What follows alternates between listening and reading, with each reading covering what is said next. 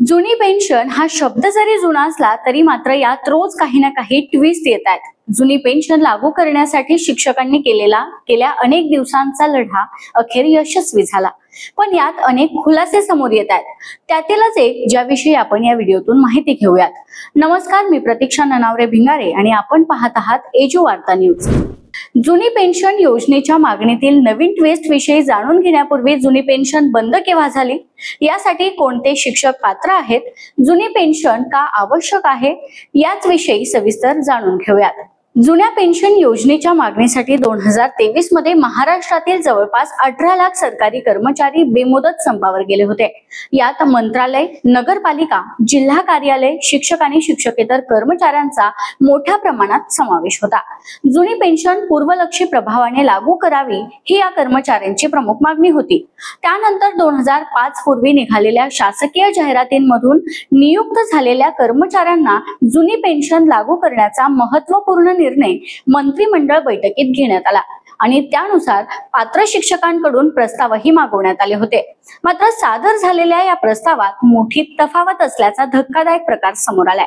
म्हणजेच 2005 पूर्वी नियुक्ती न झालेल्या शिक्षकांनीही जुनी पेन्शन मिळावी यासाठी प्रस्ताव सादर केलेत. 500हून अधिक प्रस्ताव शासनाकडे आले आहेत. यातील जवळपास 200 प्रस्ताव हे पात्र नसलेल्या शिक्षकांकडून आले असल्याची माहिती आहे. त्यामुळे आता सादर झालेल्या प्रस्तावांची छाननी करण्यात येते. यामध्ये नियुक्ती आदेशाची तारीख, शासनाने भरती संदर्भात काढलेली जाहिरात आदी बाबी तपासण्यात येत आहेत. या तपासणीनंतर साहजिकच अपात्र प्रस्ताव पेन्शनच्या मार्गातून बाद करण्यात येण्याची शक्यता आहे. 2003 साली भारतात एनडीए सरकारनं जुनी योजना रद्द केली आणि निवृत्ती वेतनासाठी जी नवी योजना आणली ती न्यू पेन्शन स्कीम म्हणून ओळखली जाऊ लागली, अर्थात एनपीएस, जी 2004 पासून लागू झाली. 2004 नंतर सेवेत दाखल झालेल्या इतर सर्व सरकारी कर्मचाऱ्यांना एनपीएस अंतर्गतच पेन्शन लागू होते. पण जुन्या आणि नव्या योजनेअंतर्गत मिळणाऱ्या पेन्शन मध्ये मोठी तफावत असल्याचं कर्मचाऱ्यांना दिसून आलं आणि नव्या योजनेला विरोध होऊ लागला आणि जुनी योजना पुन्हा लागू करावी अशी मागणी करण्यात आली.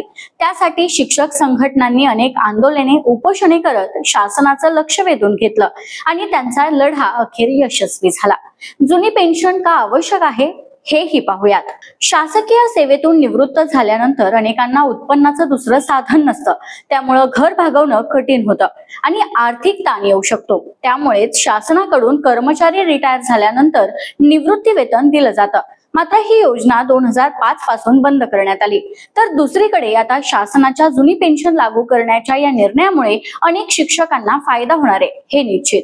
तुम्हाला याविषयी काय वाटतं ते व्हिडिओच्या खालील कमेंट बॉक्स मध्ये लिहा. व्हिडिओ आवडल्यास लाईक करा आणि असेच माहितीपूर्ण शैक्षणिक व्हिडिओ पाहण्यासाठी पाहत रहा एजू वार्ता न्यूज.